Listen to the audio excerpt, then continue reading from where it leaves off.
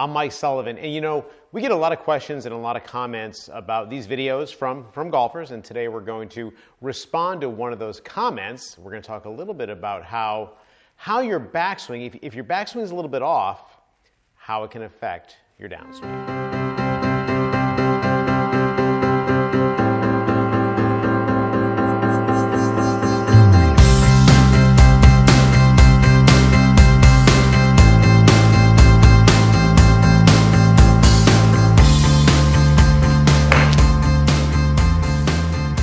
Okay, first full swing of the day. It is really cold here, so we're indoors, and I would love to have a jacket on and have the heat going actually because it's really cold. But anyhow, we're talking about a comment we got from Bill. And Bill had seen one of our previous videos, and basically in his comment, what Bill is saying is that he's gripping the club too tightly, and in order to make decent impact, he has to stand the club up at impact. Whoops, sorry about that, the dog is here. Sorry, Cookie. So what he's doing is gripping it tightly, and then his impact looks kind of like this. Okay? So he's striking the ball probably this way. And notice when I go to stand the club up, I also kind of move my hips in towards the ball, and my shoulders may come back a little bit. Okay? So let's talk about what the problem is with that and what we can do about it. So number one, and this is going to come as no surprise, Bill, we want to grip the club not so tight, right?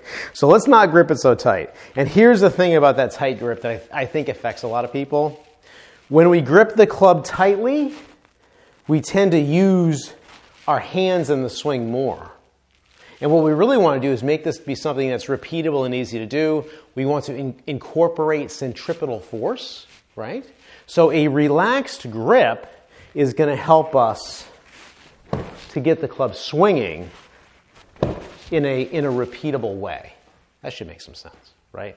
The other thing is, just by gripping it more tightly, if we move our hands immediately as we start our swing, we tend to get our club off plane with the club head stuck back behind us here.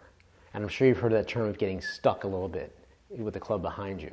And what really gets people in trouble is when they're trying to have a good swing path coming from the inside of the target line out towards the ball, we'll make this move, get the club back behind them. Well, now in order to get back to the ball from the inside of the target line, what's going to happen is if they use their body, they turn their hips through, their hands are way back behind them here, and as they turn through to get to the ball, their hands are too close to the ball, and they're going to hit the ball really close to the hosel or on the hosel, and we know that's not going to be good. So what we do, I shouldn't say we as if everyone does, but what a lot of people will do is, if they get that club back here behind them, in order to hit solid shots, they move their hips towards the ball, shoulders back a little bit, and they stand the club up so that they can hit the club face instead of hitting in here on the neck. Okay, so it's amazing how the tight grip can lead to a takeaway to the inside with the hands stuck back behind you, which can lead to you having to stop rotation of your hips and hit the ball with your hands and arms, you know, more handsy, more armsy, and kind of come back out of the shot. And it's going to give us trouble with distance. It's going to give us trouble with solid strikes, as well as with accuracy. Okay? So number one is you nailed it. We've got to grip it more relaxed. And I guess you can just practice that. What I would say is you want to grip it, you know, if someone wanted to try to pull it out of your hand, there'd be some movement, but they wouldn't be able to pull it away from you. Okay? Next thing we'd like to do is work on that takeaway and practice taking that club back using your shoulders. I'm just looking at myself here in the monitor to see, okay, am I using my shoulders to take that club back? Good. I'll relax those hands for sure and give a little bit more. And now I'm here where the club is just about parallel to the ground right here. Now when you look at me from down the target line, I put the stick on the ground. I want the shaft of my club to be parallel to my target line. Because from there, as I continue turning, I'll be able to get that club out in front of my chest more. This shaft here should be like basically intersecting right over my back shoulder, as opposed to being back down in here. Okay, all right. So we want a 1, nice relaxed grip. 2, take the club back with a one-piece takeaway and keep the club on plane. So just from in your backswing, Bill, and I'm making some assumptions without watching you hit the ball, right? But just from the backswing, if you're here, you're incentivized to make a good turn with your body to come through and get through and strike that ball. All right, if you take a look here, we'll bring in Adam Scott. Notice how he's going to turn those shoulders and those hips first, hips turn through, then shoulders. He's got all that room to clear and come through. And as I'm showing you that, I'm kind of leading into the impact drill or the swing drill that can help.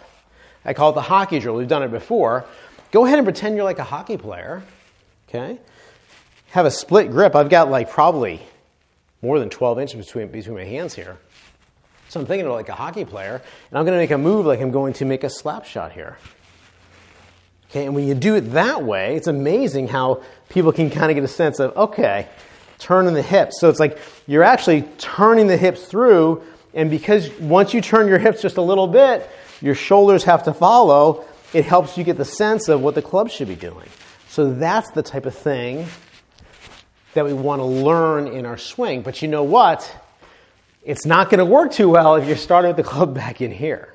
Okay? So, Bill, try this for me. Number 1, get more comfortable with a more relaxed grip. Number 2, work on that one-piece takeaway, getting the club on plane. And then number 3, spend some time making practice swings in that hockey drill, where you're feeling those hips turn through, shoulders leading. And then from there, practice hitting some balls with that thought. I hope that makes some sense to you. Practice a little bit. Let me know if it works. We'll see you next time.